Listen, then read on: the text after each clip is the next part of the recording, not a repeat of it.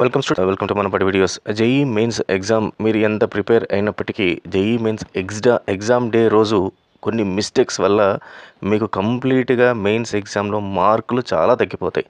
ఆ మిస్టేక్స్ని మీరు ఓవర్కమ్ చేయగలిగితే మీరు డెఫినెట్గా మీకు మంచి మార్క్స్ వస్తాయి. మీకు అసలు ఆ మిస్టేక్స్ చేస్తున్నట్టు కూడా మీకు తెలియదు. ఎగ్జామ్లో పోయి రాసి బయటకు వచ్చిన తర్వాత ఆ మిస్టేక్స్ వల్ల మీకు ఎప్పుడైతే మార్కులు తగ్గాయో అప్పుడు మీకు అర్థమవుతుంది మీరు దేనివల్ల మీ మార్కులు తగ్గాయి అనేది.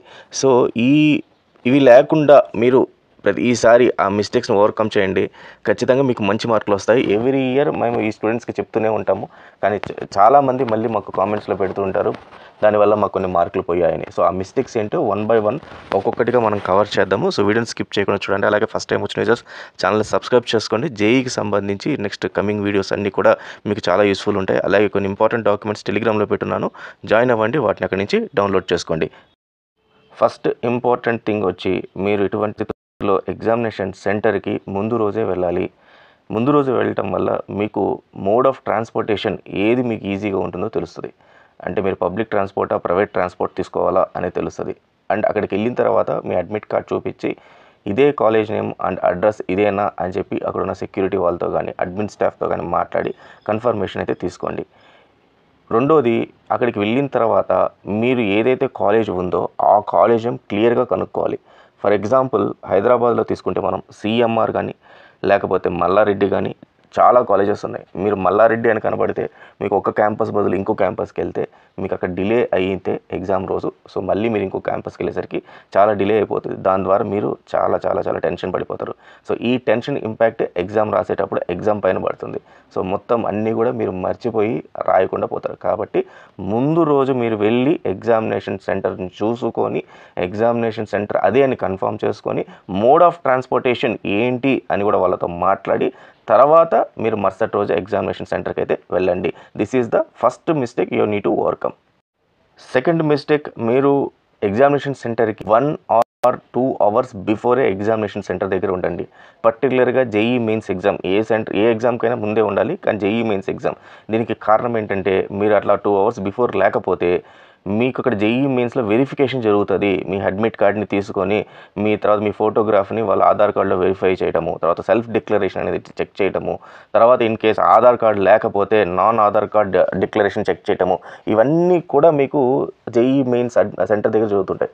సో ఇక్కడ మీకు 1 hour మీరు లేట్గా రావటం వల్ల, అంటే ఆన్ టైం మీరు ఎగ్జామినేషన్ సెంటర్కి రావటం వల్ల ఒక 5 నిమిషాలు మీకు లేట్ అయినా కూడా హడావిడిగా మీరు సెంటర్ లోపలికి వెళ్ళటము, సిస్టమ్ మీకు అలొకేట్ చేయటము, సిస్టంలో పోయి కూర్చోగానే మీ సిస్టమ్ ఆన్ అయిపోయి మీ పాటికి మీకు ఎగ్జామ్ అనేది స్టార్ట్ అయిపోయి మీకు క్వశ్చన్స్ అన్నీ మీకు కనబడిపోతాము స్క్రీన్ పైన. దాంతో మీకు టెన్షన్ స్టార్ట్ అయిపోయి వచ్చిన క్వశ్చన్స్కి కూడా ఆన్సర్స్ అన్నీ కూడా మర్చిపోతుంటారు.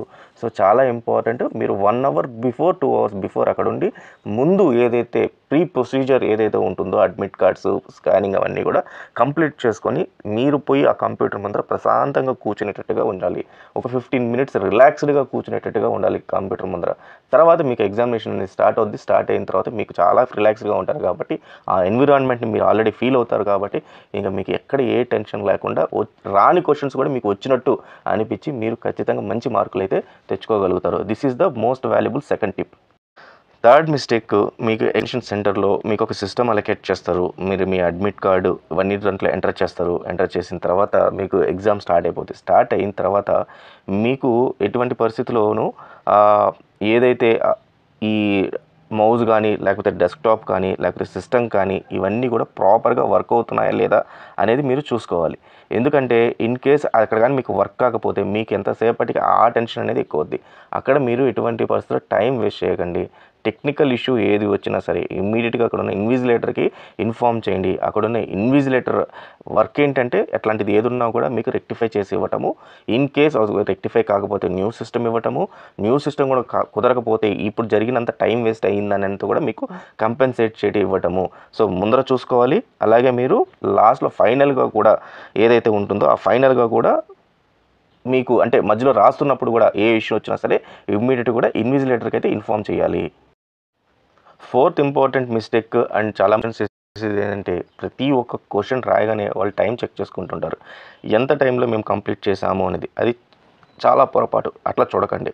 ఎందుకంటే మీరు ఎంత టైం స్పెండ్ చేశారనేది కాదు, ఎన్ని క్వశ్చన్స్ రాశారనేది ఇంపార్టెంట్. సో మీరు టైం చూసుకోవటం వల్ల మీకు స్ట్రెస్ లెవెల్స్ అనేది ఎక్కువైపోద్ది.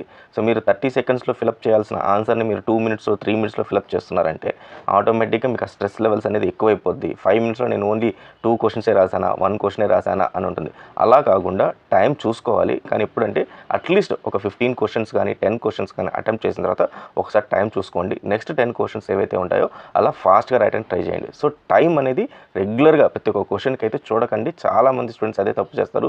టైం మేనేజ్మెంట్ కావాలి అనేది ఇంపార్టెంట్, కానీ అట్లా ప్రతి ఒక్క క్వశ్చన్కి చూసుకుంటూ పోవటం వల్ల మీరు అక్కడ టైం మేనేజ్ కాదు కదా, స్ట్రెస్ లెవెల్స్కి ఎక్కువై క్వశ్చన్స్కి వచ్చే ఆన్సర్స్ కూడా చాలా మిస్ అయిపోతారు. సో క్వాలిటీ అనేది మనకి చాలా ఇంపార్టెంట్, క్వాంటిటీ ఆఫ్ క్వశ్చన్స్ రాయడం అనేది ఇంపార్టెంట్. కాబట్టి ముందు ఆ క్వశ్చన్స్ని ఎలా రాయాలనేది నేర్చుకోండి. This is the 4th mistake you need to overcome.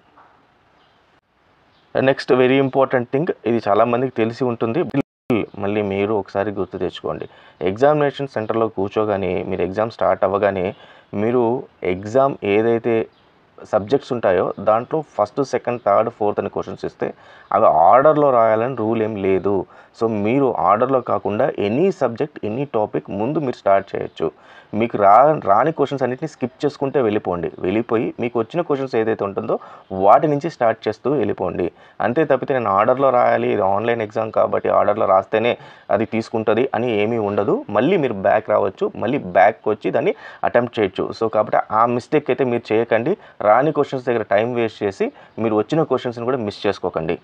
Next mistake, చాలామంది స్టూడెంట్స్ ఎగ్జామ్స్ కానీ వాళ్ళకి కంటిన్యూగా ఒక 10 క్వశ్చన్స్ టఫ్ క్వశ్చన్స్ వచ్చాయి అనుకుందాం. ఈ టఫ్ క్వశ్చన్స్ రాగానే ఇంకా వాళ్ళు డిసప్పాయింట్ అయిపోతుంటారు, డిస్కరేజ్ అయిపోతుంటారు. అరే మనము ఇంత కష్టపడి చదివాము, వచ్చిన క్వశ్చన్స్ అన్నీ కూడా చాలా టఫ్గా ఉంది, పోయింది ఈసారి అని మాత్రము ఆ పర్సెప్షన్లో ఎగ్జామ్ని చూడకండి. ఎందుకంటే జేఈఈ ఎగ్జామ్ని ఎలా డిజైన్ చేస్తారంటే మీకు క్వశ్చన్స్ని 3 ప్యాటర్న్స్లో వాళ్ళు ఇవ్వడం జరుగుతుంది. ఒకటి tough questions, medium and easy questions. ఆ ఈజీ క్వశ్చన్స్ ఎక్కడ ఉన్నాయో తెలియదు.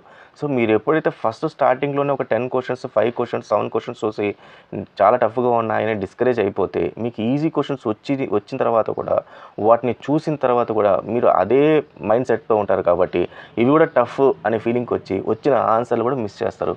కాబట్టి ఆ మైండ్ సెట్ తీసేసి నాకు అన్ని ఈజీ క్వశ్చన్సే వస్తున్నాయి, ఇది ఫస్ట్ మీకు టఫ్ వచ్చింది, పర్లేదు, ఇది నెక్స్ట్ స్కిప్ చేద్దాం, నాకు easy question, next coming easy క్వశ్చనే అనే మైండ్ సెట్తో పాజిటివ్గా నెక్స్ట్ క్వశ్చన్ కోసం వెయిట్ చేయండి. ఈజీ క్వశ్చన్స్ వస్తాయి. సో ఆ ఈజీ క్వశ్చన్స్ ఒకసారి వచ్చిన తర్వాత టఫ్ క్వశ్చన్స్ అటెంప్ట్ చేయండి. ఆటోమేటిక్గా మీకు వచ్చే టఫ్ అనిపించే క్వశ్చన్స్ కూడా ఆన్సర్స్ అయితే ఈజీగా రాయగలుగుతారు. నెక్స్ట్ ఇంపార్టెంట్ మీకు టిప్ ఇది, అండ్ ఈ మిస్టేక్ని ఎటువంటి పరిస్థితుల్లో మీరు అనుభవించకండి, ఈ మిస్టేక్ని చేయకండి. అంటే మీరు క్వశ్చన్స్ రాస్తూ ఉంటారు అనుకుందాం. సే ఫర్ ఎగ్జాంపుల్ మీకు ఫస్ట్ టాప్ 10 క్వశ్చన్స్ మీకు టఫ్గా వచ్చింది, తర్వాత మీరు వరుసగా 5 ఈజీ వచ్చాయి, ఈ 5 అటెంప్ట్ చేసేసారు. ఇప్పుడు 15లో టోటల్గా ఎన్ని క్వశ్చన్స్ రాశారు? మీరు 5 క్వశ్చన్స్ రాస్తారు. ఇది మీకు అర్థమైపోద్ది. అంటే అవుట్ ఆఫ్ 50 నేను 5 క్వశ్చన్స్ రాశాను. మళ్ళీ నెక్స్ట్ క్వశ్చన్స్ రాస్తుంటారు, అక్కడ దాంట్లో 5 3 రాస్తారు. సో ఇప్పుడు మీరు క్యాలిక్యులేట్ చేసుకుంటారు ఏమని, నేను టోటల్గా రాసింది 10 క్వశ్చన్స్ అవుట్ ఆఫ్ 30 క్వశ్చన్స్, లేకపోతే 40 క్వశ్చన్స్లో నేను 10 క్వశ్చన్సే రాశాను, లేకపోతే 6 క్వశ్చన్సే రాశాను. సో అని చెప్పి క్యాలిక్యులేట్ చేస్తారు. క్యాలిక్యులేట్ చేసి మీరు డిసప్పాయింట్ అవ్వడం అనేది స్టార్ట్ అయిపోద్ది. ఎప్పుడైతే డిసప్పాయింట్ అవుతారో మీరు, సో ఆటోమేటిక్గా నెక్స్ట్ దాని ఇంపాక్ట్ వచ్చే క్వశ్చన్స్ పైన పడుతుంది. సో ఇది చాలా ఎందుకు ఇదే చెప్తున్నాను, ఇంపాక్ట్ నెక్స్ట్ క్వశ్చన్స్ పైన పడుతుంది, ఈజీ క్వశ్చన్స్ కూడా మిస్ అవుతారంటే మీ మైండ్ మిమ్మల్ని ఆ రకంగా తయారు చేస్తుంది. డిస్కరేజ్ అయిపోతుంటారు, అయ్యి ఎంత కష్టపడి చదివానని. సో అక్కడ మీరు కూడా ఎక్కడ డిస్కరేజ్ అవ్వకండి. ఎందుకంటే ఫర్ ఎగ్జాంపుల్ మీకు 10 క్వశ్చన్స్ టఫ్గా వచ్చిందంటే మీతో పాటు ఎగ్జామినేషన్ హాల్లో ఉన్న వాళ్ళందరికీ కూడా టఫ్గానే వచ్చాయన్నమాట 10 క్వశ్చన్స్.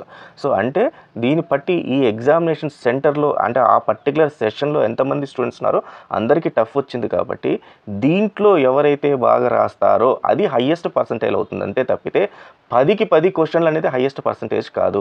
సో మీకు పర్సంటైల్ అనేది ఎలా తీస్తారో మీకు తెలుసు కాబట్టి, లేదా తెలియకపోతే దానికి సంబంధించిన వీడియో నెక్స్ట్ కమింగ్ వస్తుంది కాబట్టి, సో కాబట్టి అది దాని గురించి మళ్ళీ ఎక్స్ప్లెయిన్ చేస్తాను. సో పర్సంటైల్ అనేది ఇంపార్టెంట్ కానీ పర్సంటేజ్ కాదు.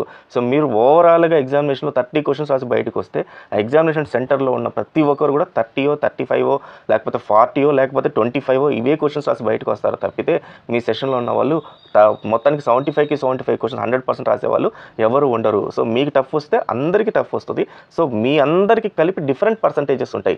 ఈజీగా వచ్చిన వాళ్ళకి డిఫరెంట్ పర్సంటేజెస్, టఫ్గా వచ్చిన వాళ్ళకి డిఫరెంట్ పర్సంటేజెస్. ఒక రకంగా ఎవరికైతే టఫ్గా వస్తుందో ఎగ్జామినేషన్ పేపర్ వాళ్ళే చాలా లక్కీయెస్ట్ పర్సన్ అని చెప్పొచ్చు మనము.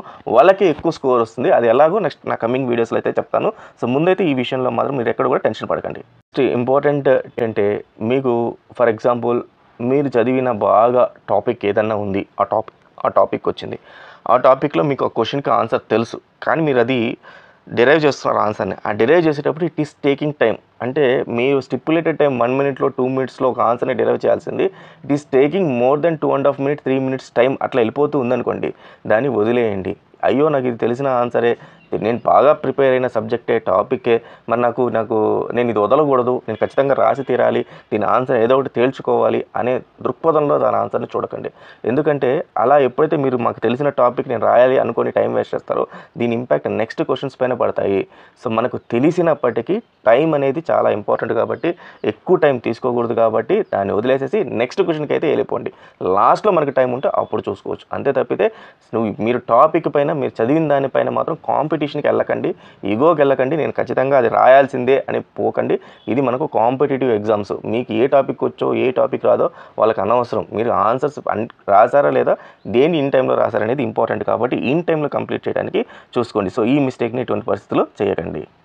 నెక్స్ట్ మిస్టేక్ మీరు చాలామంది చేసే స్టూడెంట్స్ ఏంటంటే, మీరు వచ్చేటప్పుడు మీ ఆన్సర్ స్క్రిప్ట్ ఏదైతే ఉంటుందో మీకు వాళ్ళు రఫ్ వర్క్ కోసం ఇచ్చే పేపర్స్ని ఆన్సర్ స్క్రిప్ట్ అనుకుందాము, ఆ పేపర్స్ని చాలామంది పొరపాటున తెచ్చేస్తుంటారు, తెలుసో తెలియకో, లేకపోతే కొంతమంది కావాలని తెచ్చేస్తుంటారు. అది చాలా పొరపాటు. ఆన్సర్ స్క్రిప్ట్ మీరు వర్కౌట్ చేసిన దాన్ని ఖచ్చితంగా డ్రాప్ బాక్స్లో వేయాలి. అండ్ మోస్ట్లీ కూడా మీరు ఆన్సర్ స్క్రిప్ట్లో మీరు ఆన్సర్స్ ఇచ్చిన క్వశ్చన్స్ అన్నిటికీ కూడా అక్కడ వర్క్ చేసినట్టు మీరు అక్కడ రాసుకొని ఉండాలి. ఫర్ ఎగ్జాంపుల్ సెకండ్ క్వశ్చన్ ఉంది, మీరు దాన్ని చూడగానే మీకు ఆన్సర్ వచ్చింది, కానీ కూడా సెకండ్ క్వశ్చన్కి ఏదో ఒక వాల్యూస్ ఆ పేపర్ పైన రాసి మీరు దీన్ని ఇట్లా డిరైవ్ చేసినట్టు అక్కడ కనిపించేట్టుగా చేయండి. అది సో అది చాలా ఇంపార్టెంట్. అంటే 1 or 2 క్వశ్చన్స్ వదిలేసిన ప్రాబ్లం లేదు, కానీ బట్ అట్లా కంటిన్యూగా మీరు ఒక 30-40 క్వశ్చన్స్ రాసి 30-40 క్వశ్చన్స్లో 20 క్వశ్చన్స్కి మీరు అక్కడ ఆన్సర్ స్క్రిప్ట్లో లేకపోతే మీరు ప్రిపేర్ అయ్యే ఆ పేపర్లో కానీ మీరు వర్క్ చేయకుండా ఉంటే అది చాలా పెద్ద ఇష్యూ అవుతుంది. సో కాబట్టి ఆన్సర్ స్క్రిప్ట్ మీరు రాసిన దాన్ని దాంట్లో రాయండి, రాసి అదే డ్రాప్ బాక్స్లో వేసి రండి, అంతే తప్పి బయటికి రాకండి. అలాగే దీంతోపాటు మీ అడ్మిట్ కార్డ్ ఏదైతే వాళ్ళు తీసుకుంటారో లేకపోతే మీ అడ్మిట్ కార్డ్ మీకు ఇస్తారో అడ్మిట్ కార్డ్ కూడా అదే డ్రాప్ బాక్స్లో వేసి రావాల్సి ఉంటుంది. ఒకసారి ఇన్విజిలేటర్ని మళ్ళీ చెక్ చేసుకోండి, డ్రాప్ బాక్స్లో అడ్మిట్ కార్డ్ వేయాలా వద్దా along with my answer script అని. సో ఈ మిస్టేక్స్ అన్ని చేయకండి. చాలామంది స్టూడెంట్స్ ఎవ్రీ టైం చెప్పినప్పుడు కూడా చేస్తూనే ఉంటారు. వీలైనంత వరకు దీనికి సంబంధించిన వీడియోని మీ ఫ్రెండ్స్కి కూడా షేర్ చేస్తే వాళ్ళకు కూడా చాలా చాలా హెల్ప్ అవుద్ది. So all the best students, ఖచ్చితంగా మన ఛానల్ ఫాలో అవ్వండి, మంచి యూస్ఫుల్ వీడియోస్ అన్ని కూడా మీకు ఇవ్వడం జరుగుతుంది. Thank you very much.